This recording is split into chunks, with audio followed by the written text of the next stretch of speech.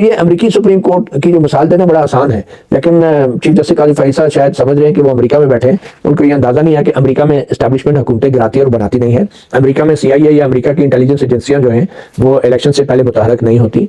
America में जो है इस तरह के अदलिया से काम नहीं लिए जाते इंटेलिजेंस एजेंसियों की तरफ से। अमेरिका में कोई जनरल फैज नहीं होता है, कोई जनरल बाजवा नहीं होता।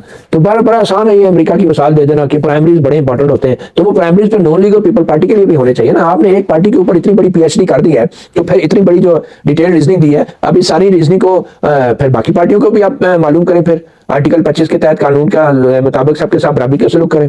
तो बहरहाल अमेरिका का मिसाल भी दे दी है। तो मैं तो ये कहूँगा कि चीफ जस्टिस काजी फैसल ने जो भी पहले फैसला दिया था, अब उसका एक उज़र भी पेश कर दिया है हमारे नज़दीक। तो ये एक लेगेसी चीफ जस्टिस काजी फैसल अपने इस फैसले की वजह से जाने जाएंगे।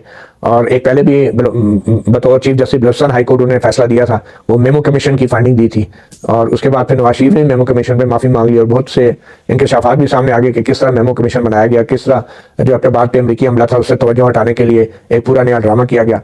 तो उसमें भी चीफ जस्टिस काजी फैसल ने बड़ी लंबी चौड़ी तहकीकात की थी।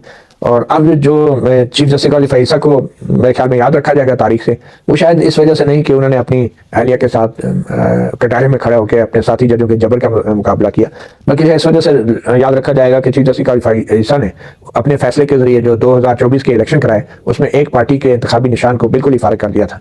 और उसके बाद अल्लाह खैर करे, जो भी इलेक्शन में होगा उसकी जिम्मेदारी किसी इस्टेब्लिशमेंट की नहीं होगी, उसकी जिम्मेदारी सिर्फ और सिर्फ चीफ जस्टिस काजी फैसल और उनके दो साथी जजों की होगी, जिन्होंने बज़ाहिर मैं कहूँगा एक शर्मनाक फैसला दिया है।